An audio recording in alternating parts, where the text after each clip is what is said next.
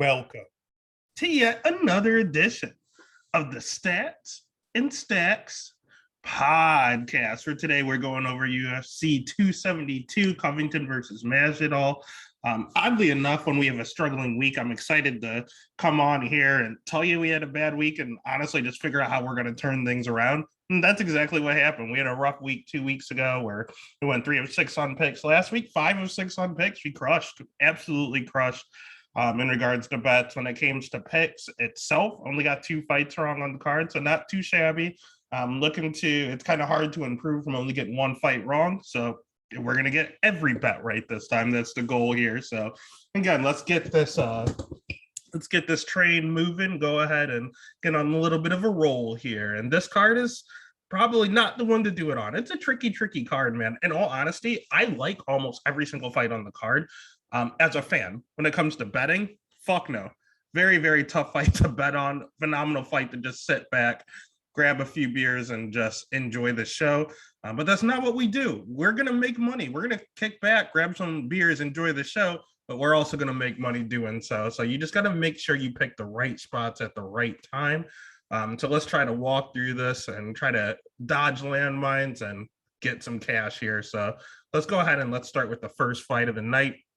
You're looking at Michael Olsey and Chase Chuck at plus 160, going up against Dustin Jacoby at minus 190, over under set at 2.5, over 2.5 minus 110, under 2.5 minus 120. Let's go ahead and start with Mikey O, baby. This dude is pretty bad. He's not that good, in all honesty. All he does is pressure, and this dude pressures like a motherfucker. This dude is in your face, nonstop, just pressure. Doesn't have good striking, doesn't have good wrestling, doesn't really have good jiu-jitsu. He's just in your face, and that's how he wins fights. Nonstop pressure, and he breaks you. His jiu-jitsu is a little underrated, but still, his cardio isn't good. He's super young. He's only 27, so I feel like he's been in the UFC forever. All in all, his volume is pretty good. He's pretty durable.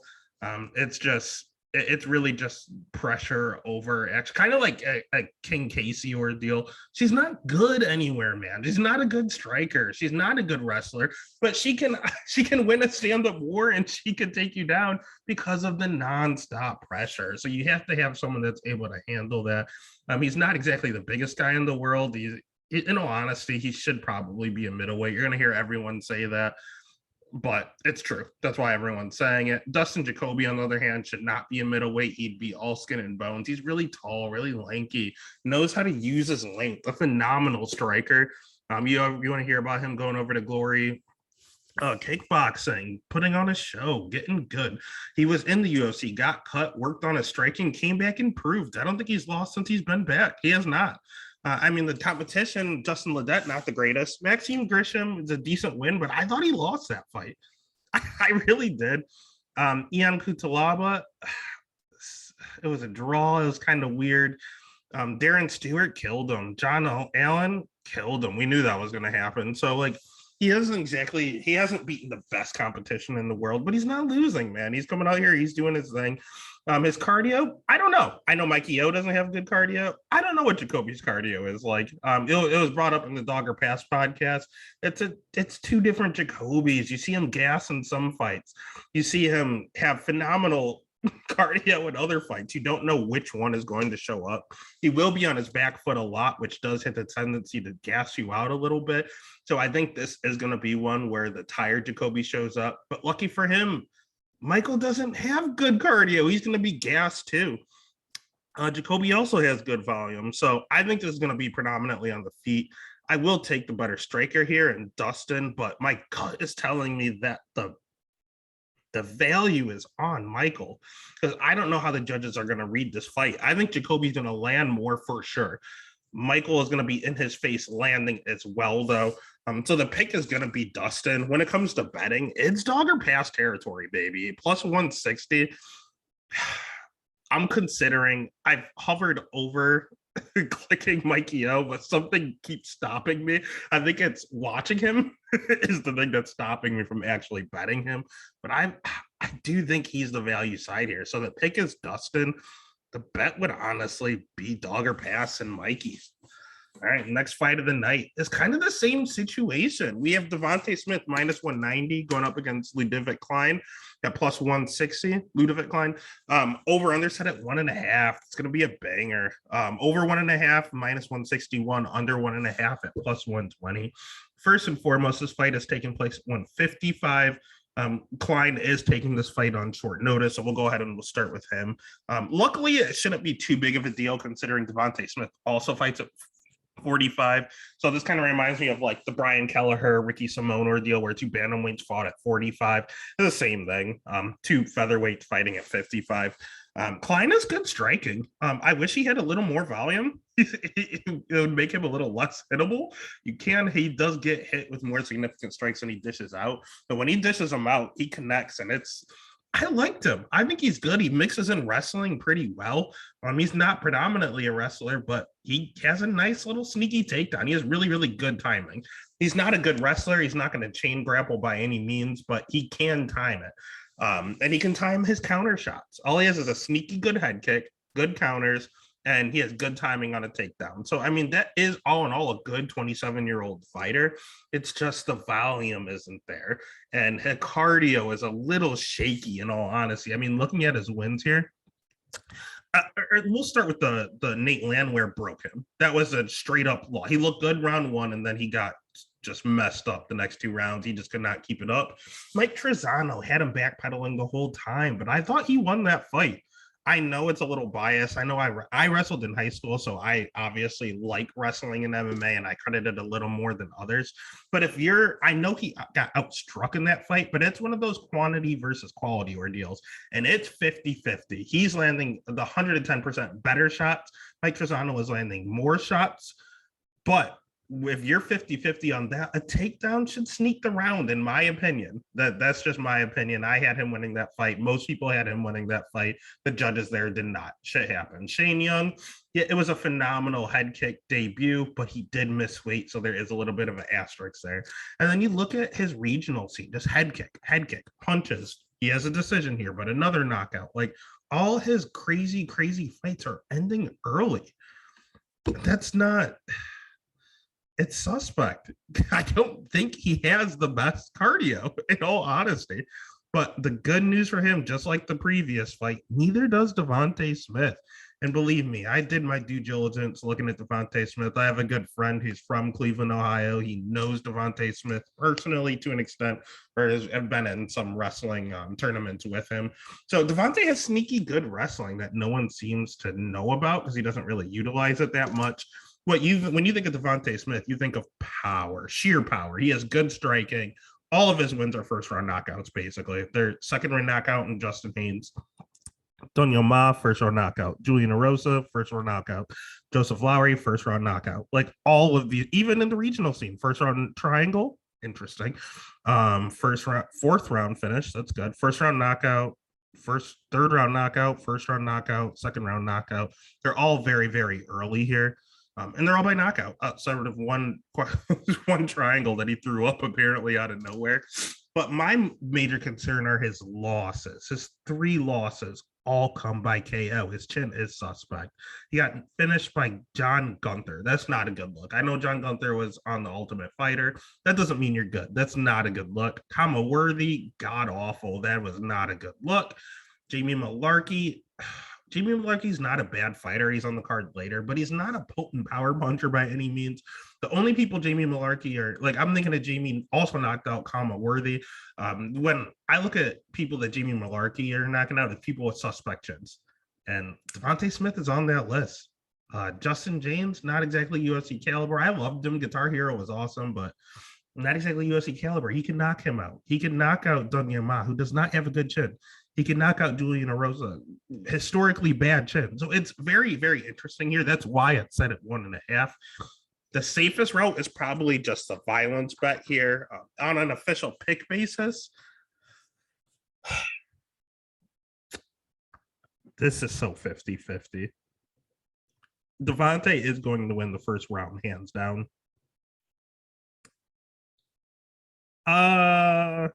They're both going to gas out. But I think Devontae quits a little bit more than Klein. So the pick is going to be Klein. The bet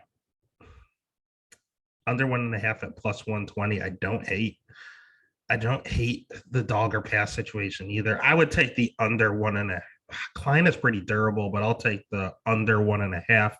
And that's more or less just picking the Klein side, in all honesty, with a little bit. Man, Devontae hits hard. The bet would be the under 1.5, but this might be one you have to stay away from and just enjoy. Again, great fight to watch, hard fight to bet. All right, next fight of the night, kind of same ordeal. We have Tagir Almanbulov. Sorry, I can never say it. Tamir Alkambulov going up against Tim Elliott. Tagir is a minus 225 favorite. Tim Elliott plus 205. Over under set at 2.5.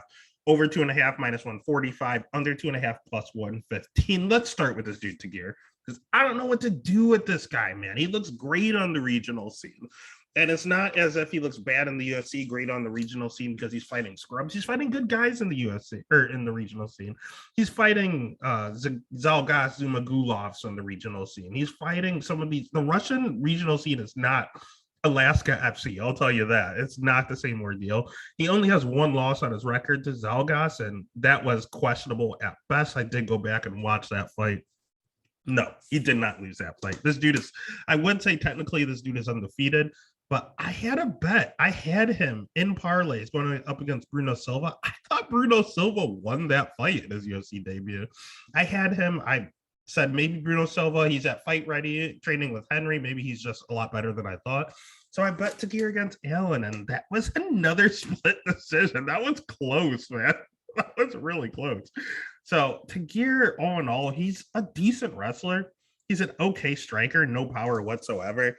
His jiu-jitsu's okay. He has a sneaky good guillotine. It's really quick and it's really good. He has a few guillotine wins on his. He has a few submission wins on his record. He's pretty decent on the ground, in all honesty. But he's hittable, man. He gets hit a lot more than he dishes out. It's just because of his volume. He's not big, not a big volume guy. He's okay on the feet, but it's just you can piece him up on the feet. And his wrestling is decent, but he's stringy. He's not one of these short, stocky wrestler types. He can wrestle, but he just doesn't have a lot of muscle. It's a lot of effort to get them down there. He's good when he gets there, but the lengthiness does help with the fact that he does have a 4-inch reach advantage. He does have a tendency to go forward and pressure, which is a way to beat Tim Elliott. Tim Elliott's been around forever. He's fought in the best of the best. He's also lost the best of the best. He's also fought scrubs and he beat scrubs. I don't know what to do with Tim Elliott here because Tagir is middle of the pack, in my opinion. I think the fact that he hangs out with Khabib makes people want to bet him, but I do not think Tagir is that good. I think he's just okay. Tim Elliott, on the other hand, when he fights people that are top 10, gets killed. When he fights people that aren't ranked, he dominates. Tagir is in the middle, and I don't know what's going to happen. Tim is probably the wrestling is close, man. I don't know who the better wrestler is. Tim has good wrestling. His jiu-jitsu, it's all right. It's not the greatest. He's not really going to finish you down there. He can stay safe down there. He's all right. He trains with James Krause at Glory MMA, and he's looked a lot better since going there. He also likes to go forward, so we'll see which one is going to be the one to try to fight going backwards. His striking's okay, man. It's not good, but it's very unconventional, and that makes it really tough to hit. So it's just his gas tank. He's notorious for slowing down in fights. He looked good in his last fight. His cardio, he kind of gassed out in the third, but he had 2 rounds of cardio. You only have to win 2 rounds, really, to at least hit a draw. So his cardio didn't check out, per se. It kind of checked out in the Jordan Espinoza fight. It checked out in the Ryan Benoit fight. Another gasser. Nicolau kind of caught up, reared its ugly head, but all in all, on the feet, I would say Tagir is more talented, but Tim's style is more difficult to deal with. Wrestling, I think it's a wash. On the ground, I think the advantage goes to Tagir. So I will pick the cardio also goes to Tagir. So I will pick him all in all. But it is not something I want to. I've had him in parlays twice, and I shit the bed. I was shitting my pants listening to that decision every single time. I don't want to put myself through that again. I don't want to bet him. If I'm betting anything on this fight, I'll pick Tagir, but I'll bet the over 2.5 at minus 145. I know that he has a lot of submission wins on his record. And Tim Elliott has been finished by sub before, but it's not all the time. It's very seldom. So I don't hate the over here. So the pick is to gear. The bet would be the over 2.5. Right. And then the next fight of the night is one.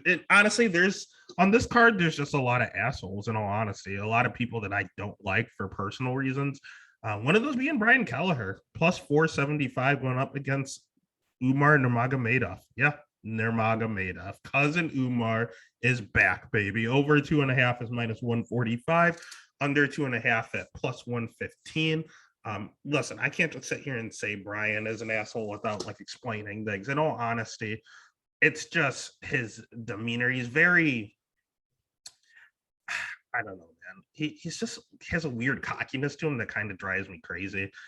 He also, there is a podcast. I know I always mention that I love listening to the Dog or Pass podcast. I also love listening to Die Hard MMA with Clint. And I know that he's been a guest on Clint's show multiple times. And then all of a sudden, Clint chose against him and he's like ghosting him. Like, like if you're fighting Habib, they're not going to pick you. You can't throw a fit because someone didn't pick you to win the fight. It's a betting show. You have to be honest. So the pettiness kind of rubbed me the wrong way with his attitude. And then you have this whole Ukraine flag thing.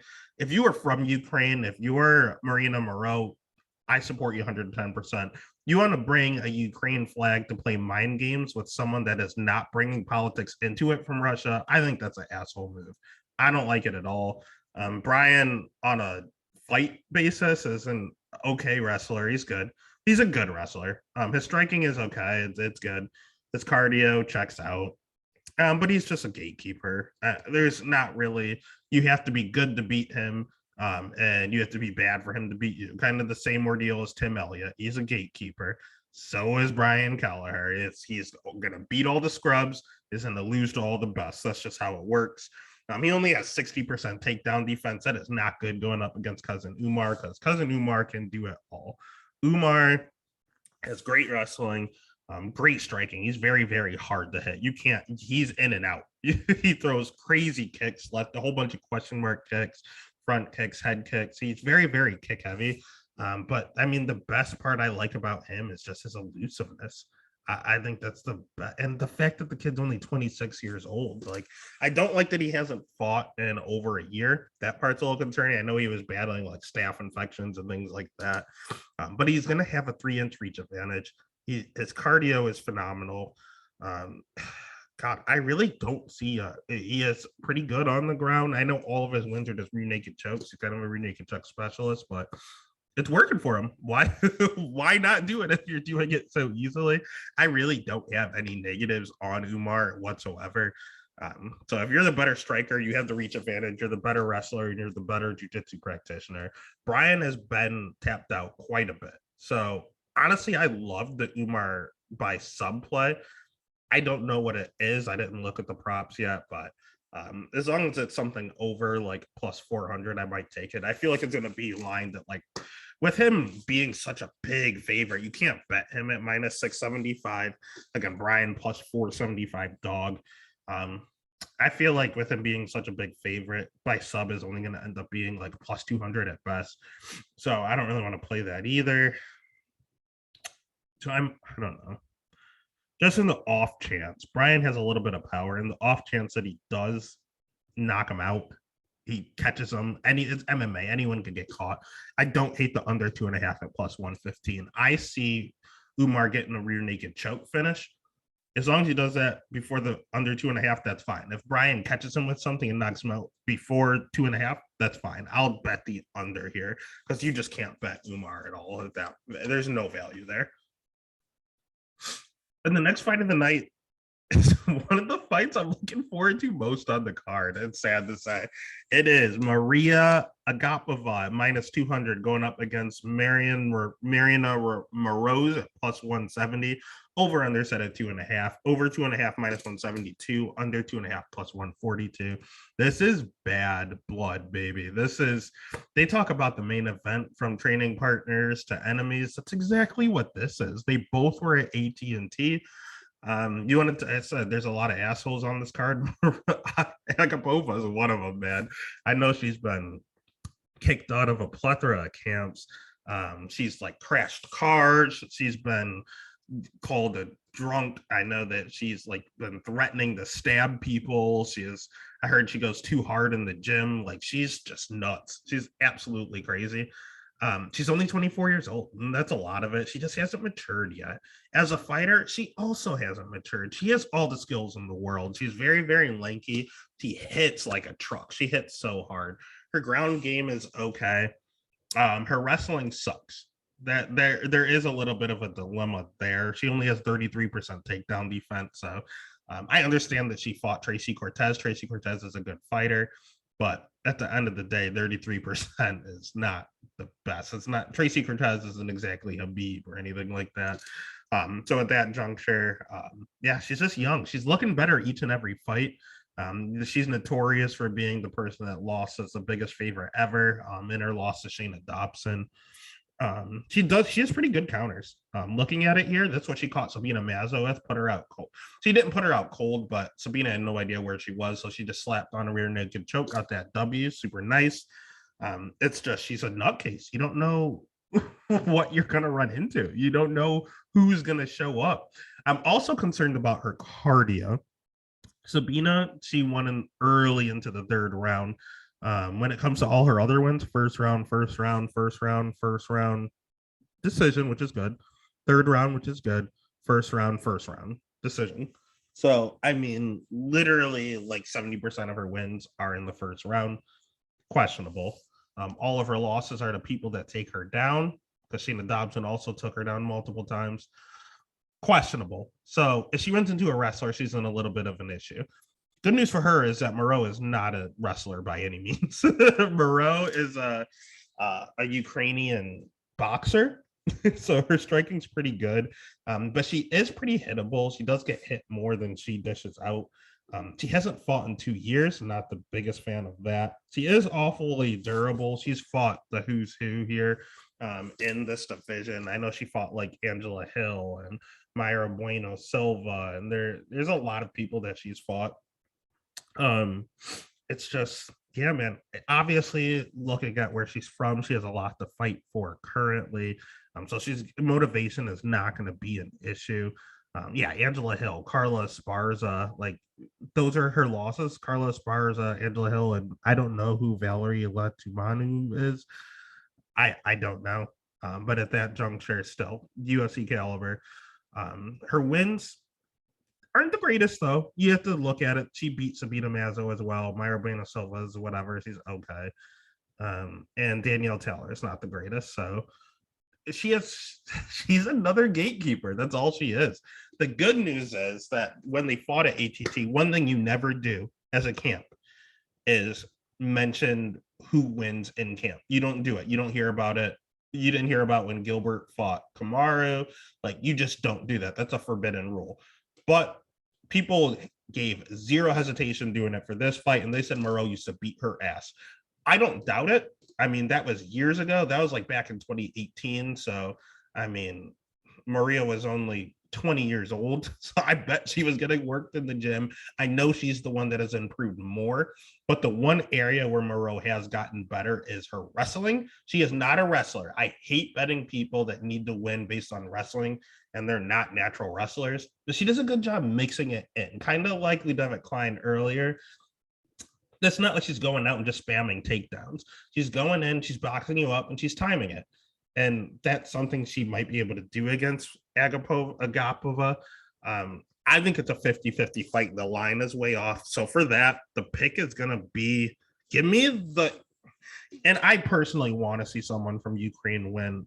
Listen, I get it. I would never bring politics into it, but right now they're the ones being bombed. So hearts out to her and everything that she has to deal with personally, worrying about friends and family. So the pick is going to be the veteran in Moreau. The bet definitely going to be Moreau at plus 170. Absolutely. That's great value there. Next fight of the night, we have Kennedy Nzechukwu going up against Nick Naragamenu. Nick at plus 125, Kennedy at minus 145, over under set at 1.5. Over 1.5 minus 155, under 1.5 at plus 125. Let's go ahead and start with Nick. Nick fucking sucks. He's not good at all. Pardon my language. He's not good. He bills himself as a wrestler. He can't wrestle, man. I don't understand where this wrestling pedigree is coming from. He's not a wrestler. He's not good at wrestling. His striking isn't good. He's just a brawler. That's all he is. If this was 2005, he'd be a killer. But it's 2022. Everyone can do it all. It's not just coming in and brawling and having a wrestling background is not going to work. Obviously, if you don't have cardio, that's an issue too, which he does not. He slows tremendously. He'll make it all 15 minutes, but he is not the same guy in round 3 than he was in round 1. I mean, he's extremely hittable. He gets hit a shit ton more than he actually dishes out. And that part of that is because he's so low volume. He's getting better. He's 27. He took like a 3-year hiatus and came back and beat Alexa Kmore. But again, he beat Alexa Kmore. You're like, I need to see a little more. And honestly, I had Kmore in that fight, and I thought he won. I know it was a split, and I knew it was close. I'm not arguing. I'm not crying robbery, but I did think Kmore won. He outlanded him. When it comes to his next fight, maybe he'll show me a little more. And he did. He came out.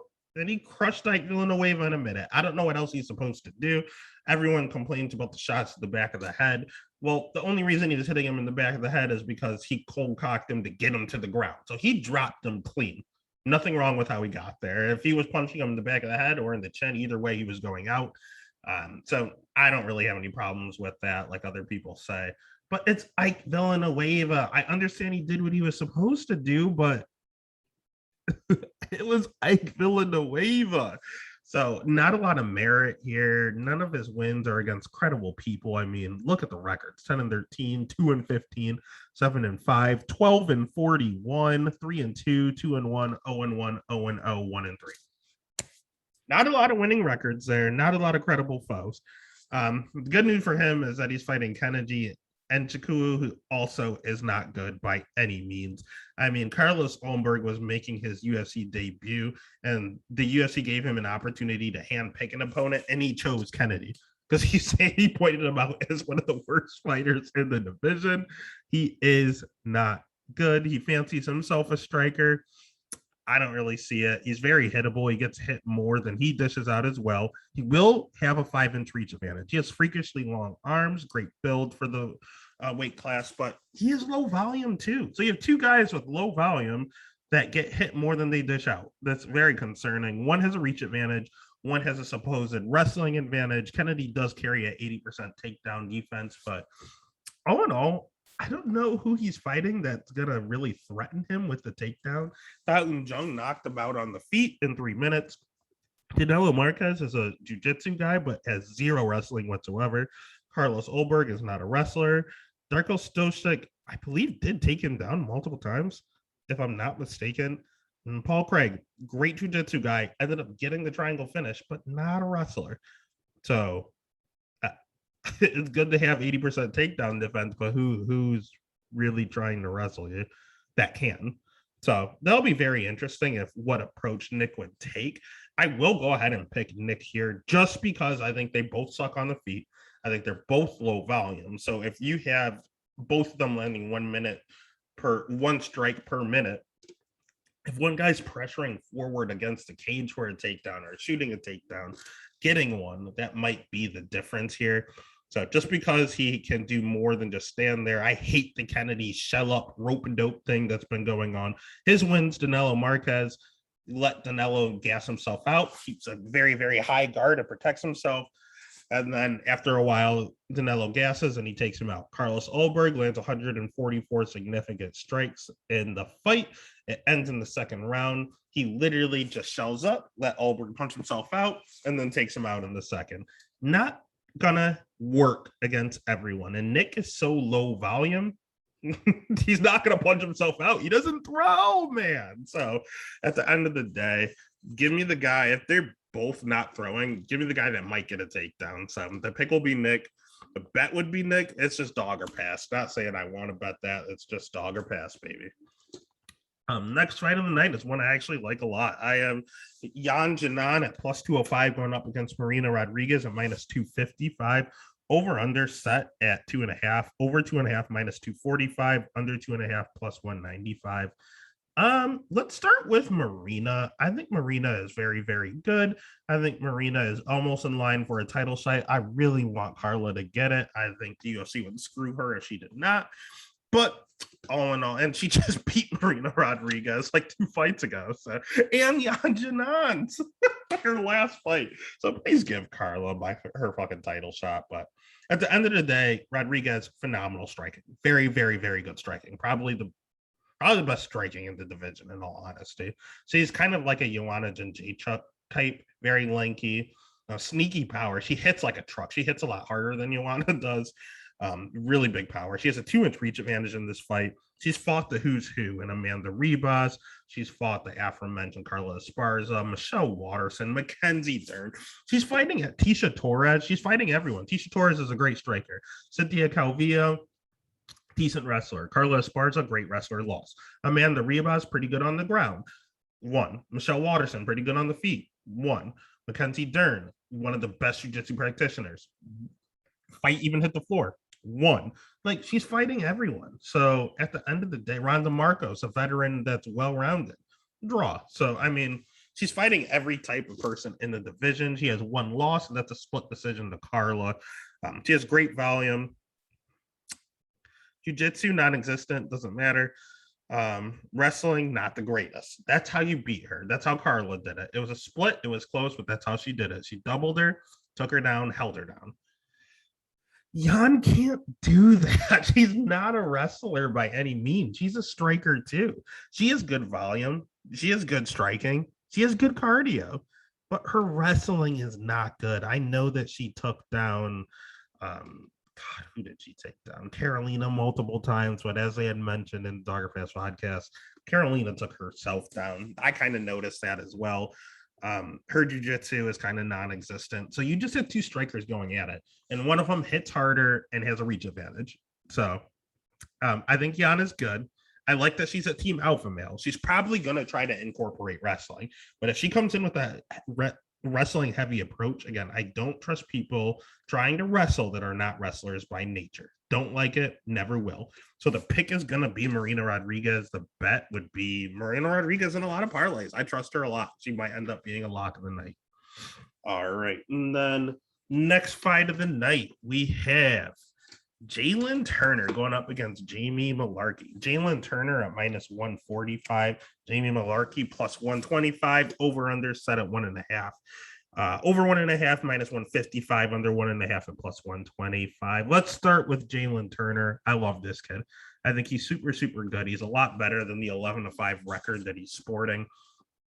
He's a freak athlete, man. He's 6'3".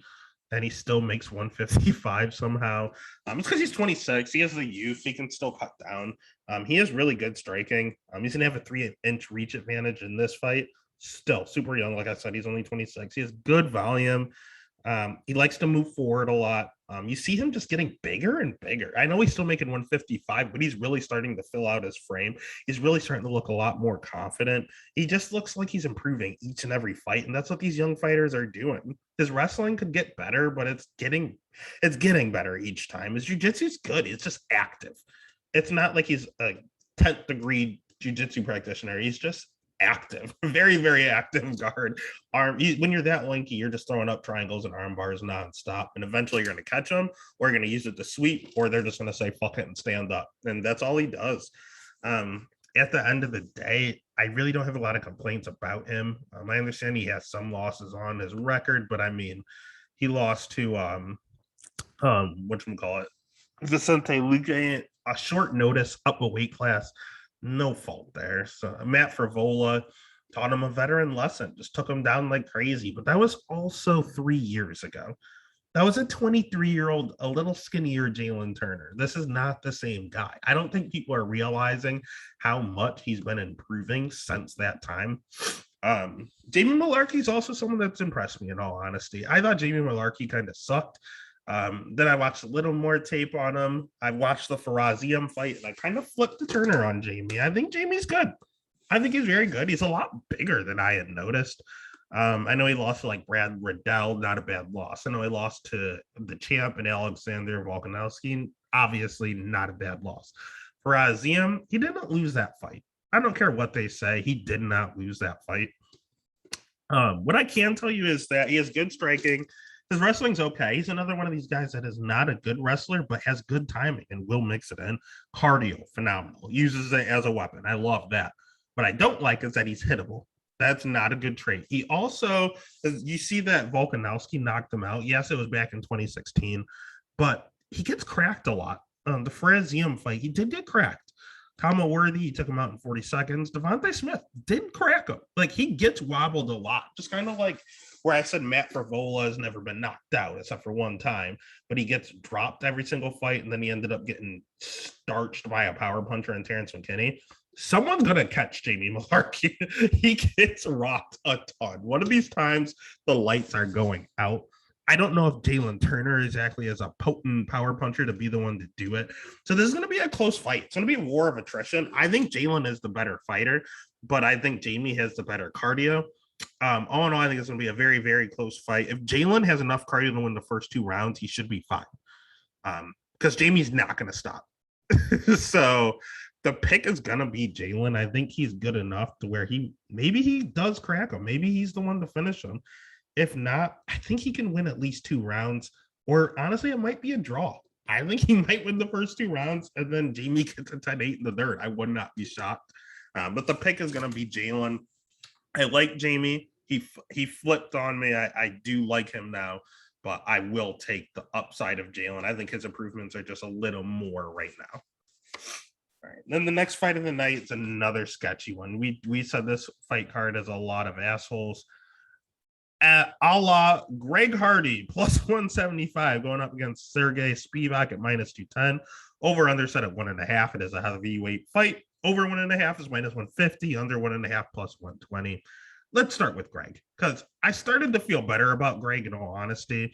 He came in to UFC, obviously a bad track record. Everyone deserves a second chance, and I gave him one. He was just fine. Everyone talked about how humble and all the humility in the gym. I said, good for you, Greg. Turn your life around. Instead of beating up your girlfriends, let's beat up other grown men legally. I was all for the new Greg Hardy. All in all. But his interviews, he's getting cockier and cockier, and the old Greg Hardy is starting to come back out. His press conference, this fight card talking about Tai Tuivasa and how he's scared of him. Like, Greg, he knocked you out early. The fight only lasted a minute, buddy. Like, I think the old Greg is starting to come out. The good news is that, I mean, he's getting better when it comes to fighting. He has good striking. I want to say he's a power puncher, but he also has moments where he just wants to go to decision. I really don't know what he's doing. Cardio is god awful. I know he's very famous for having that inhaler. Using it illegally or not using it and gassing out. He has no jiu-jitsu, and his wrestling, no offensive wrestling. His defensive wrestling, 80%, which is fine. But I'm looking at it, and I don't really see a ton of wrestlers that he's going up against. Marcin Tybura can wrestle a little bit. He did stuff a lot of takedowns in the first round, but like I said, he only has a round of cardio. So once I hit the second round and he got taken down, he got nothing. He got finished in side control. Or not side control, half guard. He had nothing on the ground. He had absolutely nothing. So he's hard to get down there. But if you get him there, it's over. Sergey Spivak was a striker by trait, but kind of converted into a wrestler here. He has okay striking. He has okay wrestling. His jiu-jitsu is decent. His cardio is okay. He's just an all-around just okay fighter. He's basically hittable. He basically gets hit more than he dishes out. You can back this kid up. He does seem a little frail, not frail, a little frigid. He does not like getting touched. Even looking at his record here, his 3 losses, knockout. He's lost, knockout, decision, knockout. He's lost 3 times, 2 of them by knockout. It's ironic that Greg Hardy lost to Marcin Tybura, and so did Spivak, because I think him and Marcin are basically the same fighter. So we've seen the fight before. We saw Marcin and Greg fight, and Greg whooped Marcin's ass for the first round. Like, the fight almost got stopped. He whooped his ass. And then he gassed out like he always does. Marcin took him down, and that was it. This fight's going to be the same thing. So I think this is a live betting opportunity. I think you want to either bet Hardy straight up to win in the first round. If this thing touches the second round, it's going to be Spivak, and it's going to be Spivak all day. So the pick is honestly going to be Spivak. The bet, I don't think I could do minus 210 on him. I have a weird gut feeling about Greg Hardy getting this finish. Spivak does not like getting hit. And Hardy is faster. He's stronger. He's more athletic. He's the better striker.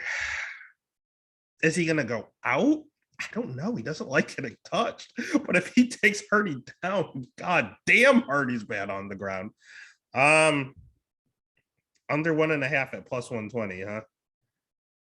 Pick is going to be Sergey. I was going to say the bet would be Hardy. I'd actually probably just take the over or under 1.5 at plus 120. That's probably the best play there. That way, if it at least ends in the second, hopefully it's in the first half of the second. All right, next fight of the night is an interesting one. We have Alex Oliveira going up against Kevin Holland. Oliveira at plus 225, Holland minus 280, over under set at 1.5. Over 1.5 minus 155, under 1.5 plus 125. Let's get the elephant out of the room. Kevin Holland, yes, this is at welterweight, predominantly a middleweight, but he did always weigh in extremely under the limit at middleweight. I think he barely cut any weight to get to middleweight, but he's going to have to be really disciplined to make welterweight. If there was somewhere in the middle, like a 175 weight class, it'd be perfect for Kevin Holland, but if he can make 170 and be healthy, that's really, really good for him. He is great striking, man. Really, really crisp. That's the best word I can think of. Just fluid and just a fluent striker. Surprisingly good power for how skinny he is. As he always talks about how they say skinny guys have no power or whatever. That's not true. Fight Kevin Holland, baby. He has sneaky good jiu-jitsu. He's a Brazilian jiu-jitsu black belt. He doesn't get a ton of submissions. But he's also not getting tapped out ever. I know he got tapped out in that Kyle Dawkins fight, but they headbutted and he didn't know where he was. So I'm not really counting that. All in all, he slows down a little bit, but he doesn't gas. He has enough cardio, at least for 3 rounds. His wrestling is the issue. His wrestling is god-awful. It is not good. But the good news is, instead of sitting there and talking to Khabib during the fight or stuffing takedowns and talking to DC, he's going down to welterweight, and it's going to be a lot tougher to bully him. I think this could help his wrestling. I know he's been working with Johnny Hendricks. That's another big thing. But I think the fact that, one, he's drilling it like crazy, and 2, by God, when he fought Kyle Dawkins, he looked phenomenal. He was stuffing all of the takedowns, showed great balance. He got taken down 1 time. He stuffed 4 out of 5. The time he got taken down, they clashed heads and he was out. I don't count that as a takedown. I think he went 4 for 4 stuffing takedowns on Kyle Dawkins. Kyle Dawkins is not the greatest wrestler, though. That's the difference. Derek Brunson would still take him down. Marvin Vettori would still take him down. Alex Cowboy Oliveira is not a wrestler. It would be the same thing as Kyle Dawkins. Only difference is he's going to be smaller. I mean, he has okay striking. His jiu-jitsu, he's technically a black belt, even though he never really uses it. He gets tapped out quite a bit. He's a former lightweight. Kevin Holland has fought all the way up at 205. Alex Oliveira used to fight at 55, and now he's fighting at 70 and missing weight all the time. So he just doesn't care. He's fighting to support his 10 kids. And I'm not being sarcastic. The man literally has like 10 or 11 kids.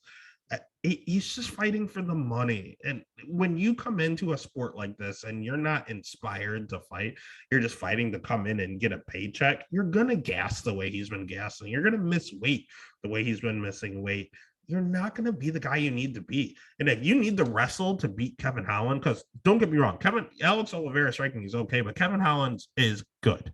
Kevin Holland will kill him on the feet. So he's going to have to get it to the ground. And Alex is not a wrestler. And if he does get it down to the ground, if Kevin gets back up and Alex has to keep doing takedowns, he's going to gas himself out. He's a gasser, especially if you're not a wrestler by nature. If you try to wrestle nonstop, that's a whole nother grind. So the pick is going to be Kevin. The bet is going to be Kevin. I want to make it a lock of the night, but I've never seen him at 170. I need to see the weigh-ins first. If he looks fine at weigh-ins, I'm putting him in like every single parlay. Kevin Holland should murder Cowboy Oliveira, but make sure you look at those weigh-ins. Then we're at the co-main event of the evening. We have Bryce Mitchell at minus 150 going up against Edson Barbosa at plus 130. Over under set at 2.5. Under 2.5 is minus 120. Over 2.5 minus 110. Let's start with everyone's darling here in Edson Barbosa. He's the popular dog this week, and I understand why. The dude is a phenomenal striker. If this stays on the feet, he'll kill him. He's predominantly a 155 pounder. He makes that cut down to 45 the last few years, and he hasn't missed weight. He's made it. Giving him a 5-inch reach advantage in this fight. He has 78% takedown defense, and that's a good number for me. Contention on who he's fought. I mean, looking at his competition, you want to talk about a tough schedule. He has 78% takedown defense. He has fought Shane Burgos, who used to wrestle collegiately, Makwan Americani, who is a Finnish like national champion wrestler. Dan Ige wrestled collegiately. Justin Gaethje wrestled collegiately. Kevin Lee wrestled collegiately. Habib, enough said. Beneil, enough said. Gilbert Melendez. Tony Ferguson wrestled collegiately. Michael Johnson. You're looking at all of these names here. Now we're getting way back in like 2014. We're not Danny Castillo. Yeah, I mean, some of these, looking at them here, they hardly wrestled. Like Justin didn't really shoot a takedown in that fight. Dan Ige hardly really wrestled in that fight. Shane Burgos didn't wrestle even though he has it. So there are some question marks there now that I'm looking at it. However, the dude is good. I mean, wins over Dan Hooker and Burgos and Americani and Beneil. Like, these are really, really good wins. They're aging well. His losses age even better. I mean, Donald Cerrone, Jamie Varner was a dog back in the day. I loved Jamie Varner. Donald Cerrone, dog back in the day. Michael Johnson, dog back in the day. Tony Ferguson, dog back in the day. Habib, go. Kevin Lee, he's all right. Justin Gaethje, dog. Maybe next lightweight champion. Paul Felder, dog. Split decision. Dan Ige, he sucks. Giga Chikowski, question mark. But when you look at his losses, he's lost to nothing but people that are credible, at least. So Bryce Mitchell, can't say the same about his schedule. The best guy he fought was like Andre Feely, Touchy Feely. That's not a good look. He, in all honesty, has great wrestling. I know it says he's 14-0. He lost in the Ultimate Fighter, clearly. It's great wrestling. Good jiu-jitsu, very, very good jiu-jitsu. Stand up, getting better, but very low volume and kind of Ryan Hall-esque. He just throws stuff out there, but he knows at the end of the day, he's just going for the takedown. He's just throwing stuff out there to make it look good. Refuses to leave Arkansas, makes a big deal about his camo shorts. Bryce, we were talking about assholes, says flip the switch. I liked Bryce. I talked about how Jamie Malarkey flipped me into a believer.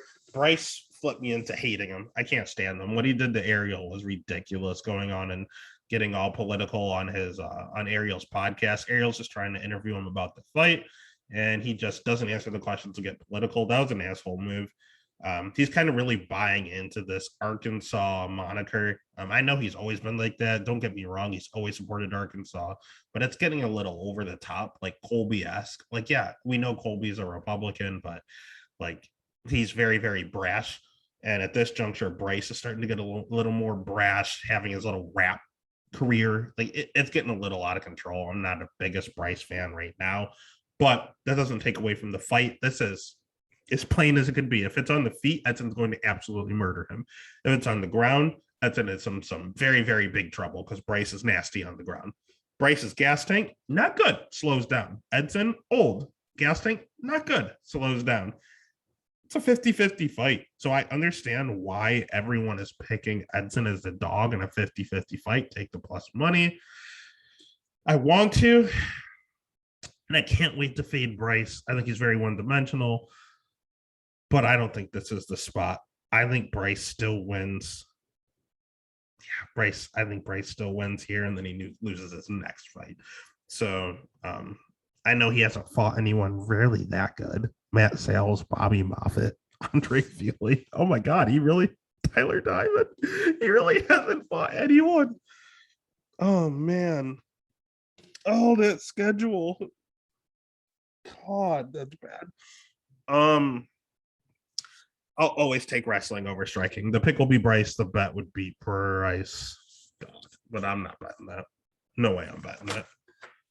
All right, and then that takes us to what somehow is our co-main event of the evening. We have Renato Moicano at plus 165 going up against RDA, Rafael Dos Anjos at minus 195 over under TBD because this fight just got announced on Tuesday. Rafael Dos Anjos. Let's just go there. Let's take a look at the guys that he could have fought / were supposed to fight. We all know he's supposed to fight Rafael Fiziev in this fight. We all know that they were supposed to fight in the main event 2 weeks ago on that Jamal Hill, Johnny Walker card. We know he's supposed to fight Islam. This poor guy just can't get a fight. He hasn't fought since 2020, but it's not his fault. His opponents have dropped out the last 3 scheduled fights. He's trying. I don't know what you want him to do. At the end of the day, he's 37 years old. That's why he's trying to fight so bad. He knows he's on limited time here. He has good jiu-jitsu. He has okay striking. He's pretty good wrestling. Obviously has fought some of the best at being a former champ, but he's fought the best of the best at welterweight and at lightweight. This fight is going to take place at 160 catch weight for Moicano, who is taking the fight on super short notice. So that does benefit RDA. He also has pretty good cardio. And he's been in 5-round wars before. You can't say the same about Moicano. He's never fought 5 rounds. He's usually a 145 pounder. I know he's made the move up to 155 as of late, but like we said, RDA has fought the best at lightweight and welterweight. He's gone up to 170. Moicano came up to 155. RDA went back down to 155. So size matters in MMA. He is really good jiu-jitsu, Moicano. His striking's actually very good. In all honesty, his wrestling's pretty good too. I think he's the better striker. I think he's better than RDA on the feet. I think on the ground, he's better than RDA on the ground. I think RDA is probably the better wrestler and he pressures more. RDA definitely has a better cardio, and this is a 5-round fight. And Moicano's never been in a 5-round fight, and he's taking it on short notice. So for that, you're looking at striking and jiu-jitsu against wrestling and cardio. Always wrestling and cardio. That is the way to get things done. So the pick is going to be RDA. The bet would be RDA as well. I don't want to touch the over-under, whatever it is. Because Moicano literally may gas, and I don't know what's going to happen there. So pick RDA, bet RDA. And then that takes us to the main event. We have asshole Colby Covington at minus 320 going up against Gamebred Jorge Masvidal, who I also don't like at plus 250. Over under set at 4.5. Over 4.5 minus 150, under 4.5 plus 120. I need to get this off my chest. Jorge Masvidal is a fraud. He's not as good as people think he is. He is going to get absolutely murdered in this fight. Jorge Masvidal got knocked out by Kamaru Usman. Not a lot of people have been knocked out by Kamaru Usman, but it happened. Kamaru Usman decisioned him in their first fight. Everyone talks about Jorge took the fight on a week's notice. So did Kamaru. Kamaru was training for someone else, started eating, got back on a flight, went back out and fought a completely different person. Like, that's not easy to do. Jorge's wins at welterweight are against Nate Diaz, who is a former lightweight and also kind of just a punching bag at this age. He's old. Jorge is 37 himself, but not exactly the same Nate Diaz it used to be. Ben Askren, one championship Ben Askren was pretty good. UFC Ben Askren at age 40, not good. 5-second knockout. We all know what happened there. Darren Till, not really a welterweight. He's really a middleweight, and his chin was a little suspect at welterweight. Yeah, he hit hard, but if you hit him, you were going out. So, in all honesty, Darren Till doesn't really throw anything. Darren Till got cracked in the Woodley fight too. He couldn't make that weight anymore, and I think he got exposed a little early there. Stephen Thompson's a welterweight, and he whooped his ass. Damian Maia's a welterweight and took him down. Damian Maia's a decent wrestler, but he's not Colby Covington. And he was able to take him down, and that's a concern. He also got taken down by Kamaru 7 times. That's a concern. Donald Cerrone, Jake Ellenberger, all these are at lightweight. So his welterweight career, He beat someone that should have been at middleweight and had a suspicion for cutting too much weight. He beat a 40-year-old wrestler who's no longer in the promotion, and he beat a old former lightweight. That's his welterweight run. It's not good. It's fraudulent. He looked good doing it. It was cool. It was a cool story, but it's not an impressive run. In retrospect, he has good striking. His cardio's okay. His jiu-jitsu's all right, I guess. He will have a 2-inch reach advantage here, which is nice, and he's super durable. But that 75% takedown defense isn't against the best wrestlers in the world. Colby Covington is one of the best wrestlers in the world. He has great wrestling. He has great cardio. He's pillow fisted. He's not going to knock anyone out. Don't get me wrong. But his striking has improved tremendously. And I know you're going to talk about, well, they had the same striking coach. They were partners. And there was a video that really, really like Colby knows when he's going to win. He's not an idiot. He knows what he's doing. I hate the guy. I think he's annoying. I think he's very fake. I can't stand the guy, but recognize as real, and I know he's good. I know he's the second best welterweight in the world. I cannot say the same against Jorge. So at the end of the day, Colby talks about being able to take Jorge down. And honestly, if Damian Maia is taking you down in the third round, I think Colby Covington, even if he struggles at first, I think it's going to be very tough to take Jorge down the first round. But as the round progresses, the takedowns are going to progress, and it's going to get easier and easier. So the pick is going to be Colby. I'm very confident in it. The bet would be Colby as well. However, I don't really like minus 320 the most. It gives you a good hedge opportunity, though, at Jorge at plus 250. So actually, yeah, I would put Colby in all of my parlays, basically. And then if they're still alive, the last fight of the night, you just put a big bet on Jorge, hedge, call it a night, get some money. So that's UFC 272. Again, not a great betting card, but a fun card to just sit back and watch. But we're going to get some action on it.